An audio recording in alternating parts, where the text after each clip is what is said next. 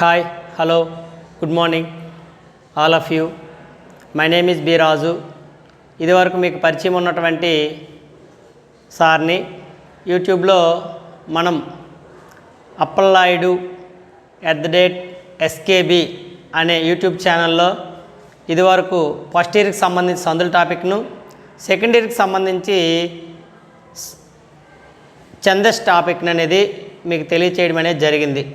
ఈరోజు మనం అంతే ఇంపార్టెంట్ ఉన్నటువంటి IPE మార్చ్ 2025లో జరగబోయినటువంటి విద్యార్థులకు ఉపయోగపడుతుందన్నటువంటి ఉద్దేశంలో తెలుగు నుండి క్వశ్చన్ నెంబర్ 11 అంటే రోమన్ నెంబర్ 11 సమాసాల టాపిక్ అనేవి 8 మార్కులు. ఇది 8 మార్కులు సమాసాల టాపిక్ ఉంటుంది.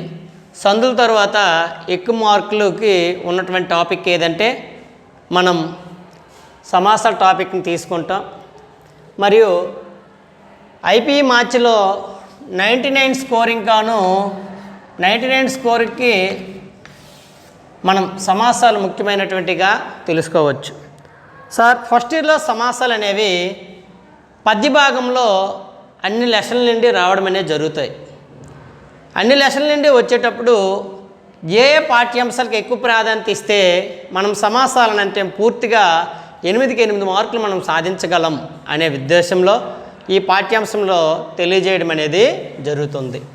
ఇంకా మరలెందుకు లేట్ చేద్దాం, వెంటనే అప్పలనాయుడు యూట్యూబ్ ఛానల్ అయినటువంటి సబ్స్క్రైబ్ చేసుకోండి, లైక్ చేయండి, గంట బెల్ అనేది ప్రెస్ చేయండి.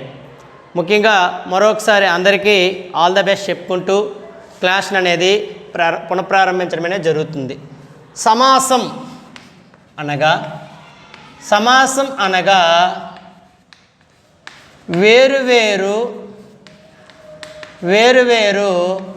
అర్థాలు కలిగిన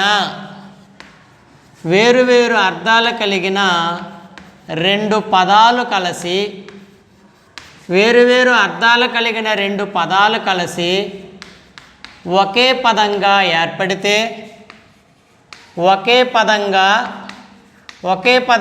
ఏర్పడితే దానిని సమాసమని అందురు.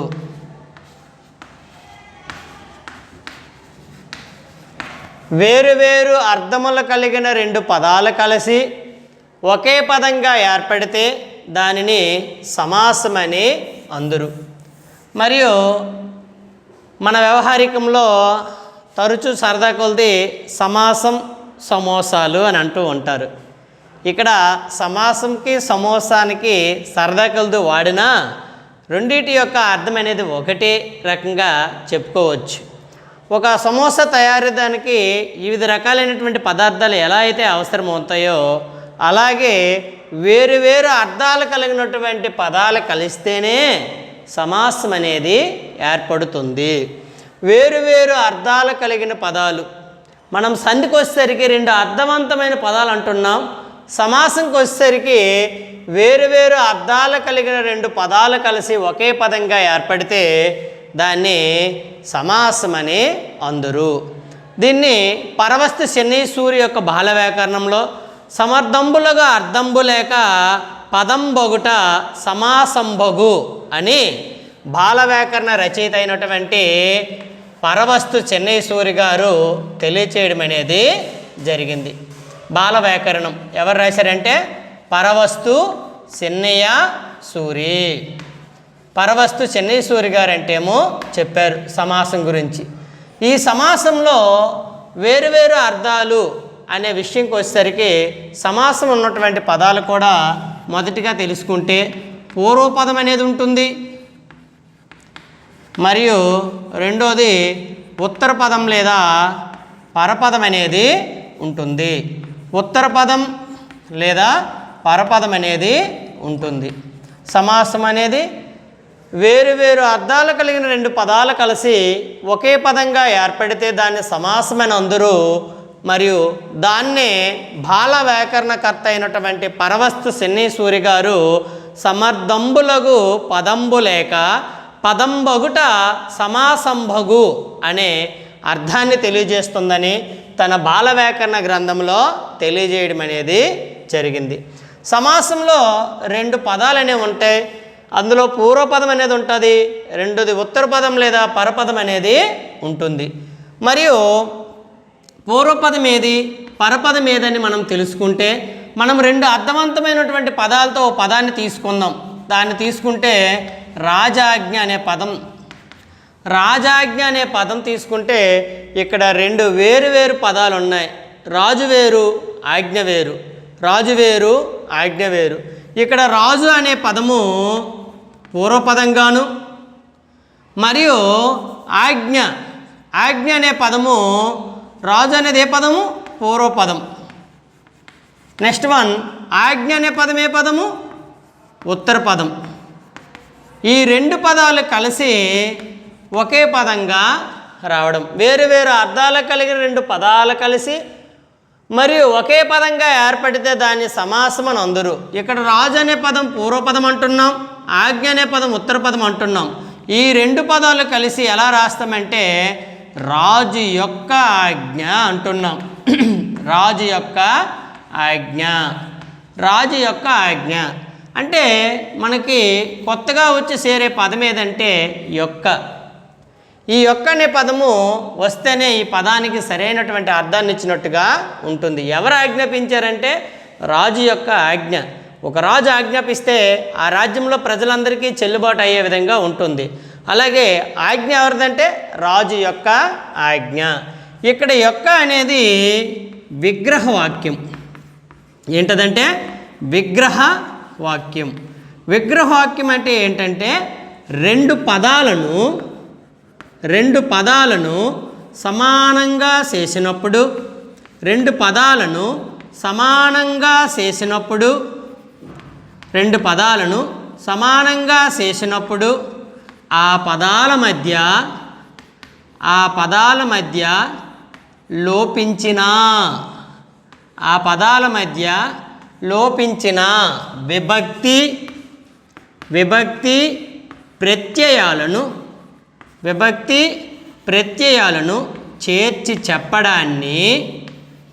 విభక్తి ప్రత్యయాలను చేర్చి చెప్పడాన్ని ఏమంటారు? విగ్రహవాక్యం అంటారు. 2 పదాలను సమానంగా చేసినప్పుడు ఆ పదాల మధ్య లోపించిన విభక్తి ప్రత్యయాలను చేర్చి చెప్పడాన్నే విగ్రహవాక్యం అంటారు. ఏ వాక్యం అంటారు? విగ్రహ వాక్యం అందురు. మరియు విభక్తి ప్రత్యయాలు అనేవి మనకి ఉంటాయి సమాసంలో విభక్తి ప్రత్యయాలకు వచ్చేసరికి మనం వీటిని ముఖ్యంగా అర్థం చేసుకోగలగాలి. మరియు విభక్తులు ప్రత్యయాలు అనేవి తెలుసుకోగలగాలి. ఈ విభక్తి ప్రత్యయాలు అనేవి తెలిస్తే మనకి సమాసాలైనటువంటి తత్పురుష సమాసాలు కంప్లీట్గా మనకు రావడం అనేది జరుగుతుంది. అంటే ఏంటి సార్ అంటే డు, ము, ఊ, లు. ఇది ప్రథమ విభక్తి తత్పురుష సమాసం. ప్రథమ విభక్తి తత్పురుష సమాసం. ప్రథమ విభక్తి తత్పురుష సమాసం. సెకండ్ వన్ నిన్, నున్, లన్, గూర్చి, గురించి. ద్వితీయ విభక్తి తత్పురుష సమాసం. ద్వితీయ విభక్తి తత్పురుష సమాసం. Next one third. డూము, ఊలు అనేవి ప్రథమ విభక్తి తత్పురుష సమాసం. నిన్, నున్, లన్, గూర్చి, గురించి అనేది ద్వితీయ విభక్తి తత్పురుష సమాసం. థర్డ్ వన్ చేతంచే,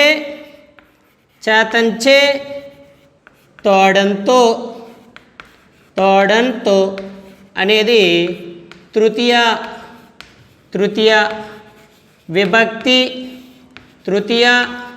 విభక్తి తత్పురుష సమాసం. తృతీయ విభక్తి తత్పురుష సమాసం. నెక్స్ట్ వన్ కొరకున్కై కొరకున్కై కొరకున్కై చతుర్థి తత్పురుష సమాసం చతుర్థి తత్పురుష సమాసం చతుర్థి తత్పురుష సమాసం.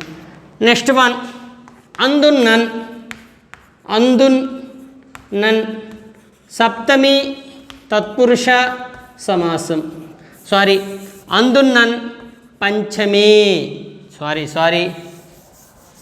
కొరకున్కై చతుర్థి తత్పురుష సమాసం. నెక్స్ట్ వన్ వలనన్ వలనన్ వలనన్ కంటెన్ బట్టి వలనన్ కంటెన్ బట్టి అనేది పంచమి తత్పురుష సమాసం పంచమి తత్పురుష సమాసం పంచమి తత్పురుష సమాసం. నెక్స్ట్ వన్ ఆరవది కిన్ కున్ యొక్క కిన్ కున్ యొక్క లోన్ లోపలన్ కిన్ కున్ యొక్క లోన్ లోపలన్ షష్ఠి తత్పురుష సమాసం షష్ఠి తత్పురుష సమాసం. నెక్స్ట్ వన్ అందున్ అందున్ అందున్ అందున్నన్ అందున్నన్ సప్తమి తత్పురుష సప్తమి తత్పురుష సమాసం సప్తమి తత్పురుష సమాసం. నెక్స్ట్ వన్ ఓరి ఓరి ఓయి ఓసి ప్రథమ ప్రథమ సంబోధన సంబోధన ప్రథమ సంబోధన ప్రథమ విభక్తి తత్పురుష సమాసం సంబోధన ప్రథమ విభక్తి తత్పురుష సమాసం తత్పురుష సమాసం. నెక్స్ట్ లాస్ట్ వన్ నై తత్పురుష సమాసం నై తత్పురుష సమాసం అంటే కానిది లేనిది కానిది లేనిది అనే విషయాలతో కూడినటువంటిది ఏమంటామంటే నై తత్పురుష సమాసంగా చెప్పవచ్చు. ఇవి సమాసంలో వీటి యొక్క ఉపయోగం చాలా ఉన్నది. వన్స్ అగైన్ ఇప్పటి వరకు ఐపీఈ మార్చిలో జరగబోయినటువంటి ఎగ్జామినేషన్కి ఈ టాపిక్ పైన ఇంట్రడక్షన్ అనేది చాలా అవసరం. వన్స్ అగైన్ సమాసం అంటే వేరు వేరు అర్థాలు కలిగిన రెండు పదాలు కలిసి ఒకే పదంగా ఏర్పడితే దాన్ని సమాసం అని అందరూ. మరియు పర్వత చెన్నైసూరి గారు తన బాల వ్యాకరణంలో ఎలా చెప్పుకొచ్చారంటే సమర్థంబులకు పదంబలేక పదంబగుట సమాసంబగు అని చెప్పి ఉన్నారు. ఈ సమాసంలో రెండు పదాలు ఉంటాయి. మొదటి పదాన్ని పూర్వపదం అంటారు, రెండో పదాన్ని ఉత్తర పదం లేదా పరపదం అనేది అంటారు. తీసుకుంటే రాజాజ్ఞ అనే ఒక పదాన్ని తీసుకున్నాం. ఈ రాజాజ్ఞ అనే పదంలో వేరు వేరు అర్థాలు కలిగిన రెండు పదాలు ఉన్నాయి. అందులో రాజు వేరు ఆజ్ఞ వేరు. రాజు అనేది పూర్వపదం, ఆజ్ఞ అనేది ఉత్తర పదం. మరియు ఈ రెండింటిని కలిపి ఎలా చెప్పుకుంటామంటే రాజు యొక్క ఆజ్ఞ అని చెప్పుకుంటాం. రాజు యొక్క ఆజ్ఞ ఇక్కడ రాజు అనేది పూర్వపదం, ఆజ్ఞ అనేది ఉత్తర పదంగా తీసుకుంటూ దీన్ని కలిపి రాసేసరికి రాజు యొక్క ఆజ్ఞ అంటాం. ఆ యొక్క పదం అనేది విగ్రహవాక్యంగా మనం కలిపి రాస్తున్నాం.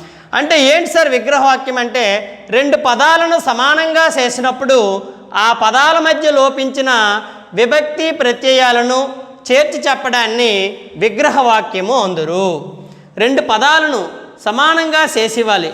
రెండు పదాలను సమానంగా చేసినప్పుడు ఆ పదాల మధ్య లోపించిన విభక్తి ప్రత్యయాలను చేర్చి చెప్పడాన్ని విగ్రహవాక్యం అంటారు. ఏంటి సార్ విభక్తులు ఏంటి, ప్రత్యయాలు ఏంటంటే వీటితోనే మనకి తత్పురుష సమాసాలు అనేవి ఉపయోగపడతాయి.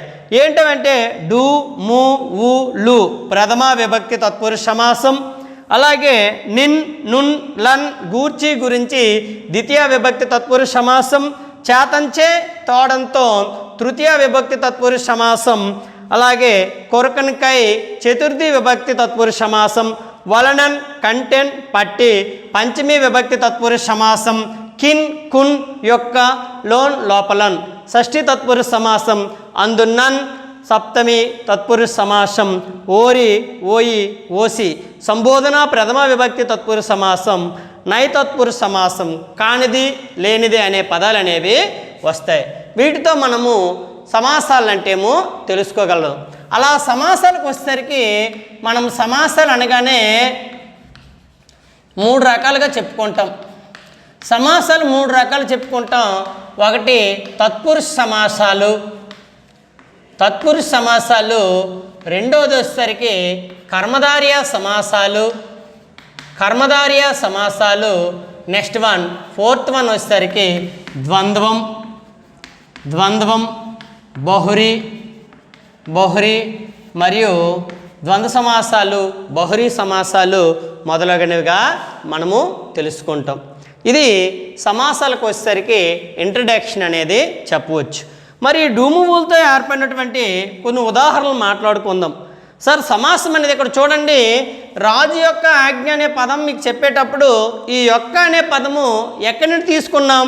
కిన్ కున్ యొక్క లోన్ లోపలన్ అంటే సత్య తత్పురుష సమాసం, షష్ఠీ తత్పురుష సమాసం. కిన్ కున్ యొక్క లోన్ లోపలన్ అనేది షష్ఠీ తత్పురుష సమాసం. అంటే ఈ యొక్క అనే వచ్చింది కావున ఇది రాజు యొక్క ఆజ్ఞ అనేది ఏ సమాసం అవుతుందంటే షష్ఠీ తత్పురుష సమాసం అనేది అవుతుంది. షష్ఠీ తత్పురుష సమాసం అనేది అవుతుంది.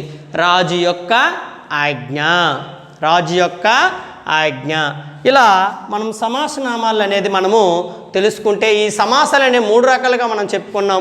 తత్పురుష సమాసాలు, కర్మధారయ సమాసాలు మరియు ద్వంద్వ, దిగు, బహురి మొదలగు సమాసాలను మనము దృష్టిలో పెట్టుకొని చెప్పడం అనేది జరుగుతుంది. ఫస్ట్ వన్ మనము తత్పురుష సమాసాల గురించి తెలుసుకుందాం. ఈ తత్పురుష సమాసాలు ఏంటి అనేది ఒకసారి మనము నేర్చుకుందాం.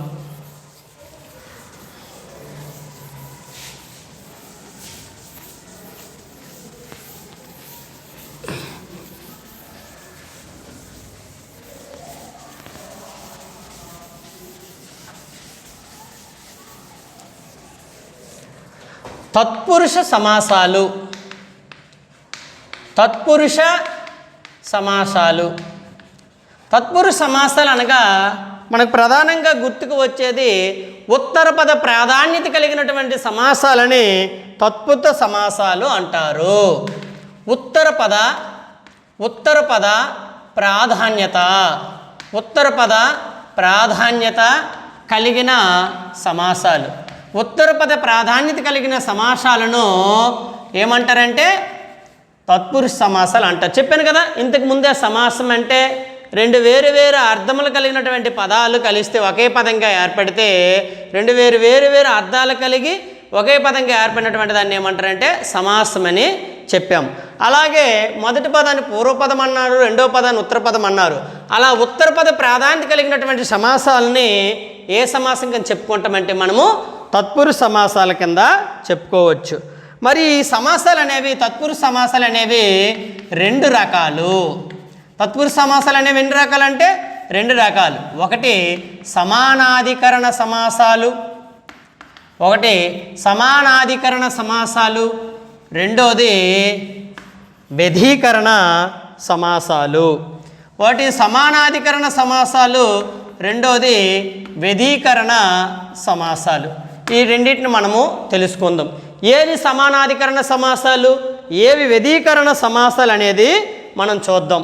మరియు ఫస్ట్గా వచ్చేసరికి మనం వ్యధీకరణ సమాసాల గురించి మాట్లాడుకుందాం. వ్యధీకరణ సమాసాలు అంటే ద్వితీయాది అంటే రెండోది. ద్వితీయాది విభక్తులకు మీది పదంతో, ద్వితీయాది విభక్తులకు మీది పదంతో చేసే సమాసాలను, ద్వితీయాది విభక్తులకు మీది పదంతో చేసే సమాసాలను ఏమంటారంటే వ్యధీకరణ సమాసాలు అందరు. ఏమంటారు? వ్యధీకరణ సమాసాలు అందరు, వ్యధీకరణ సమాసాలు అందరు. ఇవి ఎన్ని మీకు తెలిసినట్టుగా చూస్తే అవి 7. ఒకటి ఏంటది? ప్రథమ, ద్వితీయ, తృతీయ, చతుర్థి, పంచమి, షష్ఠి, సప్తమి మరియు ఈ ఏడింటిని కలిపి మనం ఎలా చెప్తామంటే వ్యధీకరణ సమాసాలుగా చెప్పుకుంటాం. వ్యధీకరణ సమాసాలు అంటే అర్థం ఏంటని చెప్పాము, ద్వితీయాది విభక్తులతో మీది పదంతో చేసే సమాసాలను వ్యధీకరణ సమాసాలు అందరు. ద్వితీయాది విభక్తులు చూడండి, మీకు తెలుసు చెప్పా, విభక్తులు అంటే డు, ము, ఉ, లు ప్రథమ విభక్తి, నిన్, నున్, లన్ గూర్చి గురించి ద్వితీయ విభక్తి, చేతంచే తోడంతో అనేది తృతీయ విభక్తి, మరియు కొరకన్కై చతుర్థి విభక్తి, మరియు అందున్నన్ వలనన్ కంటెన్ పట్టి పంచమి విభక్తి, కొరకన్కై ఏమవుతుంది చతుర్థి విభక్తి. ఇలా విభక్తులు ప్రత్యయాలు అనేది మీకు చెప్పేటప్పుడు ఒక్కొక్క దానితో సహాయంతో ఇప్పుడు మనం వ్యధీకరణ సమాసాలు అనేది నేర్చుకున్నాం. ఫస్ట్ వన్ మనం వచ్చేసరికి ప్రథమ తత్పురుష సమాసం. ప్రథమ తత్పురుష సమాసం మనకి ఇంటర్మీడియట్ స్థాయిలో ఉన్నటువంటి ఉదాహరణలో ఈ ప్రథమ తత్పురుష సమాసం నుండి చాలా తక్కువ అనేది పూర్తిగా రాకపోవడానికి కూడా అవకాశం ఉన్నటువంటి సమాసం ఇది. దీన్ని మనము అంతగా ఇంపార్టెంట్గా తీసుకో అవసరం లేదు, కానీ నేర్చుకోవాల్సిన విషయంలో ప్రథమ తత్పురుష సమాసం అనేది నేర్చుకోవచ్చు. మొదటిగా ప్రథమ తత్పురుష సమాసం అనగానే దేంతో ఏర్పడుతుందంటే డు, ము, ఉ, లు డూమువులతో ఏర్పడుతుంది. అంటే ఆ విభక్తుల్లో డు కానీ, ము కానీ, ఊ కానీ, లు కానీ అటువంటి పదాలు డూమువులు అనేవి వచ్చి చేరుతాయి. ఇటువంటి సమాసాన్ని ప్రథమ తత్పురుష సమాసం అనేది చెబుతాం. ఉదాహరణకి నడిరేయి అనే పదం తీసుకుందాం. నడిరేయి రేయి యొక్క నడిమి భాగం, రేయి యొక్క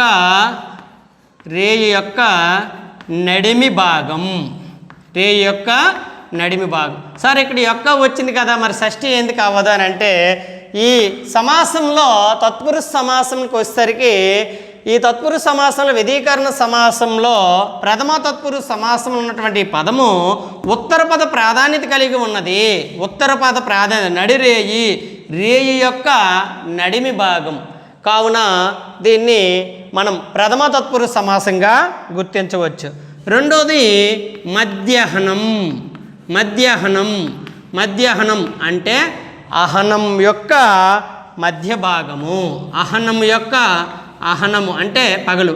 అహనము యొక్క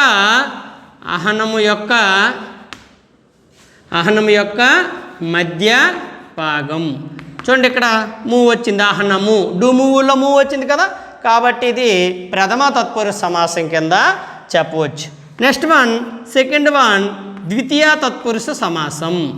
ద్వితీయ అంటే రెండవది ద్వితీయ తత్పురుష సమాసం. మీకు ఇంతకుముందు విభక్తి ప్రత్యయాలు చెప్పేటప్పుడు ద్వితీయ తత్పురుష సమాసం చెప్పినటువంటి ప్రత్యయాలు ఏంటి అని అంటే మనం చూసుకుంటే ఏంటవి, ద్వితీయ తత్పురుష సమాసంకి వచ్చేసరికి నిన్, నున్, లన్ గూర్చి గురించి అంటే నీ కానీ, నిన్ కానీ, నున్ కానీ అంటే నీ, ను, లా, గు ఇటువంటి పదాలతో ఏర్పడినటువంటి సమాసం ఏదంటే ద్వితీయ తత్పురుష సమాసం. ఈ ద్వితీయ తత్పురుష సమాసంకి వచ్చేసరికి ముఖ్యంగా మనం తెలుసుకోవాల్సినటువంటిది ఏంటంటే మనం ఫస్ట్ లెసన్లో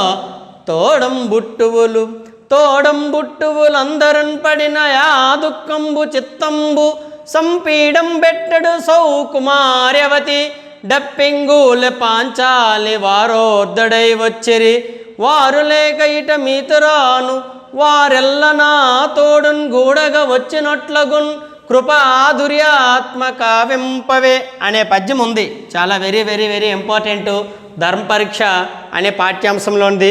ఇందులో తోబుట్టువులు అనే పదం ఇస్తాడు మీకు పరీక్షల్లో. సమాసంకి వచ్చేసరికి తోబుట్టువులు అనే పదం ఇస్తేసరికి తోబుట్టువులు అంటే తోడను పుట్టినవారు. తోబుట్టువులు అంటే ఎవరు? తోబుట్టువులు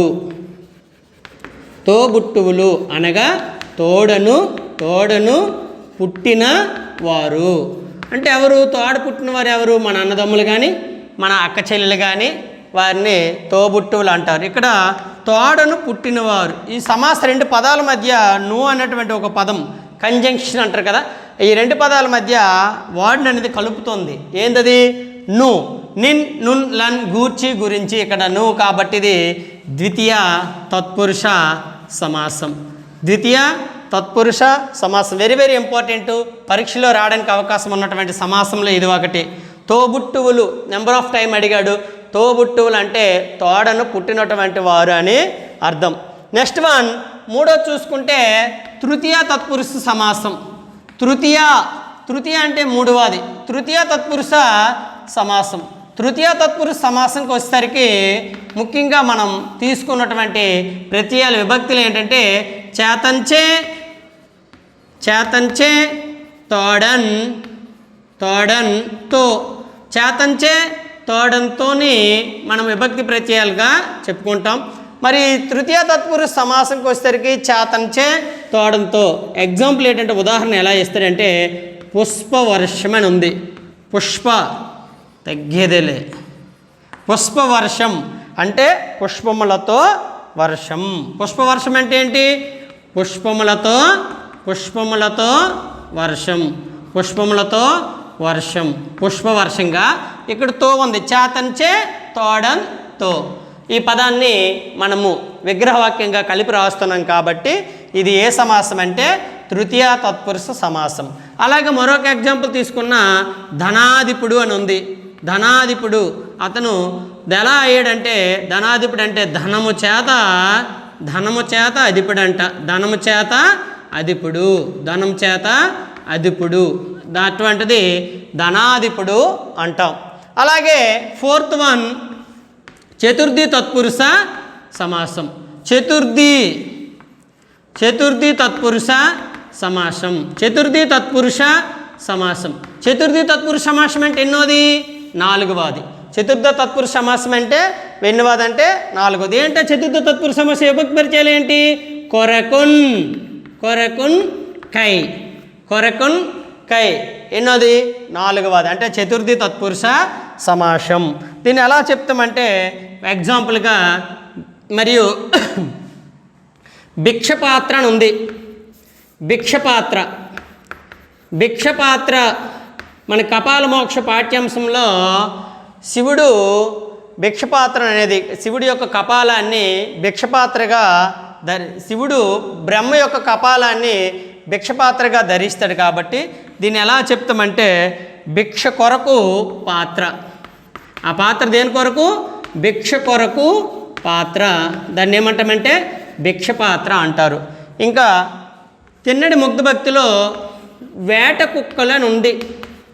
వేట కుక్కలు. ఆ కుక్కలు దేనికోసమంటే వేట కొరకు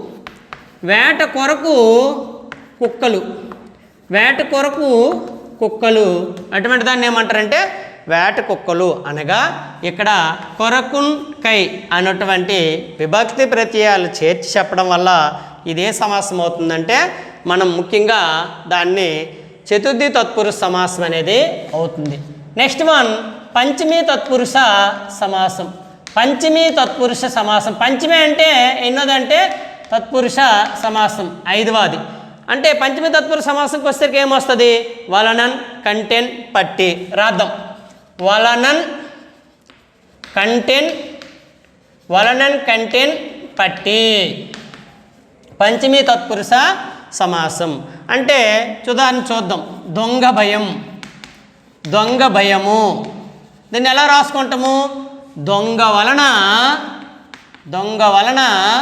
భయము. దొంగ వలన భయము. వలన అనే పదం వచ్చింది. వలన అనే పదం వచ్చేటప్పుడు విగ్రహవాక్యం కలిపి రాయడం వల్ల దొంగ భయం అనే పదానికి వలన అనే విగ్రహవాక్యం కూడి ఉండడం వల్ల ఏమైంది? దొంగ వలన భయం, అగ్ని భయం, నీటి భయం. ఇలా ఏది తీసుకున్నా అటువంటి సమాసాలని పంచమీ తత్పురుష సమాసాలు తీసుకుంటాం. నెక్స్ట్ వన్ షష్ఠీ తత్పురుష సమాసం. షష్ఠీ తత్పురుష సమాసాలు అనగానే మీకు మరియు వెరీ వెరీ ఇంపార్టెంట్ తృతీయ తత్పురుష సమాసము, పంచమీ తత్పురుష సమాసము, షష్ఠీ తత్పురుష సమాసం లేకుండా క్వశ్చన్ పేపర్ అనేది ఉండదు. తప్పనిసరిగా ఇది చాలా ఇంపార్టెంట్. మీకు చెప్పిన ద్వితీయ తత్పురుష సమాసము, తృతీయ, చతుర్థి, పంచమి, షష్ఠి ఒక ప్రథమ తత్పురుష సమాసమే మనం ఇంటర్మీడియట్ స్థాయిలో మనం ఆశించదగ్గది కాదు. కానీ తత్పురుష సమాసాల నుండి తప్పనిసరిగా మనకు 4 రాయమంటే 4 కూడా వచ్చే సందర్భం అని ఉంది. ఏం లేదు, పబ్లిక్ పరీక్షలో ఏం రాస్తాడు, వాడు ఇచ్చినటువంటి సమాసనామానికి మీరు విగ్రహ వాక్యం అనేది కలిపి వాటికి సమాసం పేరు రాస్తే 2 మార్కులు అనేవి వస్తాయి.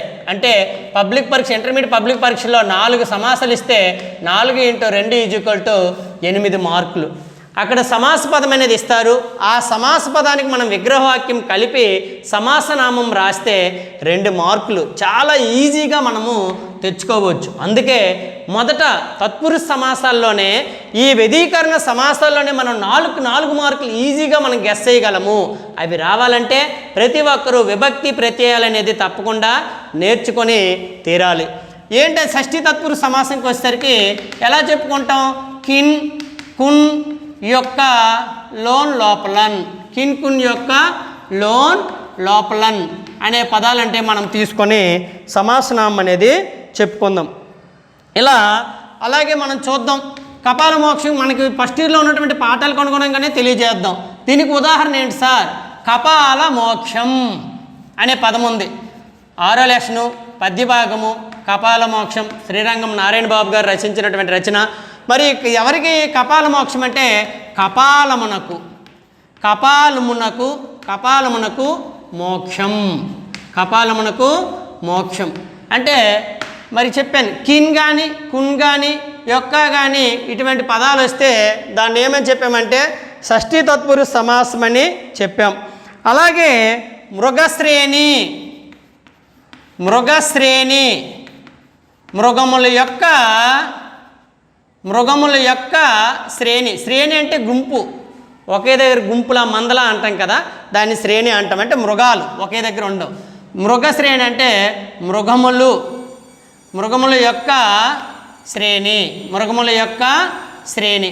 లాస్ట్ వన్ చివరిసారిగా మనం తెలుసుకోవాల్సింది సప్తమి, సప్తమి తత్పురుష, సప్తమి తత్పురుష సమాసం, సప్తమి తత్పురుష సమాసం. సప్తమి అంటే 7 అని అర్థం, షష్ఠి అంటే 6 అని అర్థం, పంచమి అంటే 5 అని అర్థం. సప్తమి తత్పురుషకు వచ్చేసరికి ప్రతి విభక్తి ప్రత్యయాలు చూసుకుంటే అందున్, అందున్ నన్, అందున్ నన్ అనేది పదం మనము తెలుసుకుంటాం. ముఖ్యంగా దీంట్లో కార్యసూరులు, కార్యసూరులు అంటే కార్యమయందు సూర్యులు అని అర్థం.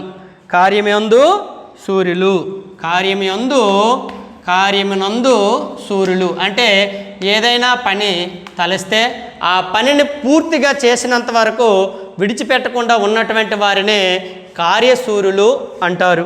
అలాగే లాస్ట్ వన్ మనము చెప్పుకున్నటువంటిది ఏంటి, ఈ విభక్తి ప్రత్యామ్నాయంలో నైతత్పురుష సమాసం గురించి చెప్పాం.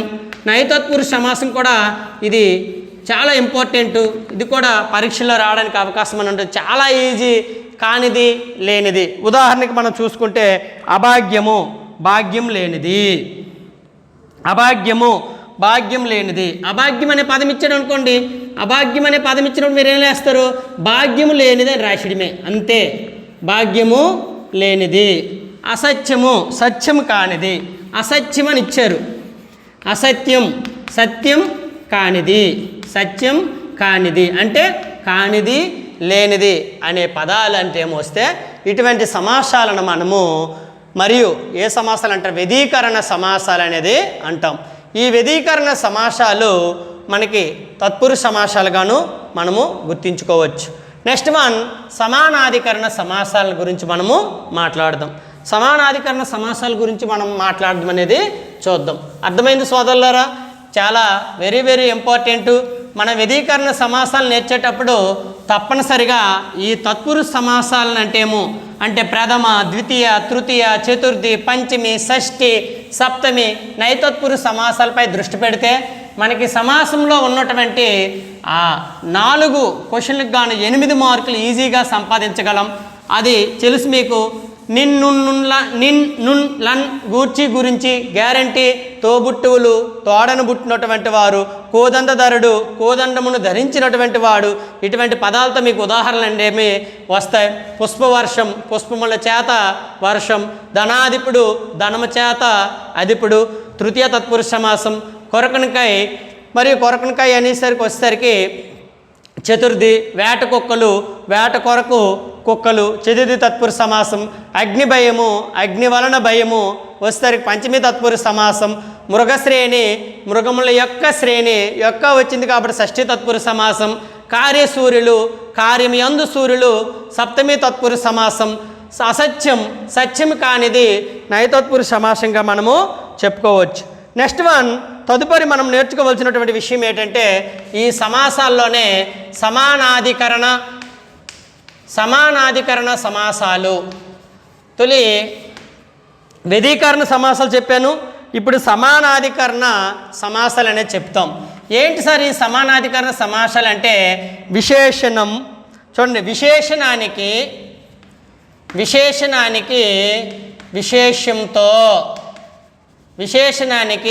విశేష్యంతో జరిగిన సమాసాలను, విశేషణానికి విశేష్యంతో జరిగే సమాసాలను ఏమంటారంటే సమానాధికరణ సమాసాలు అంటారు. విశేషణానికి విశేషంతో జరిగే సమాసాలని సమానాధికరణ సమాసాలు అంటారు. విశేషణం అంటే ఏంటి?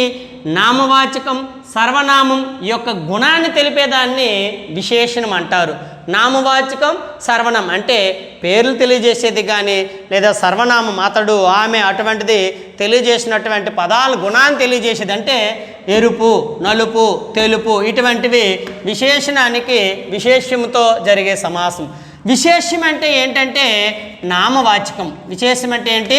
నామవాచకం. అంటే విశేషణానికి నామవాచకంతో జరిగే సమాసాలని ఏ సమాసాలు అంటారంటే సమానాధికరణ సమాసాలు అంటారు. ఇవి ముఖ్యంగా 5 అమ్మ. ఇవి ముఖ్యంగా ఏంటంటే 5.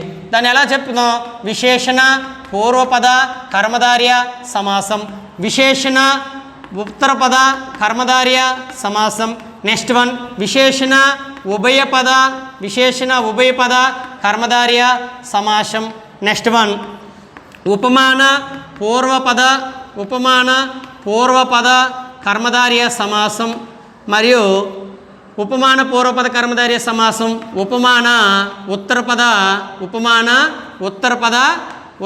కర్మధార్య సమాసం.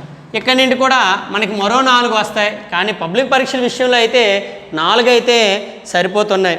అవి ఇప్పుడు కూడా తెలియజేసుకుందాం తొందరగా, సమయం చాలా తక్కువ ఉంది కాబట్టి. చూడండి,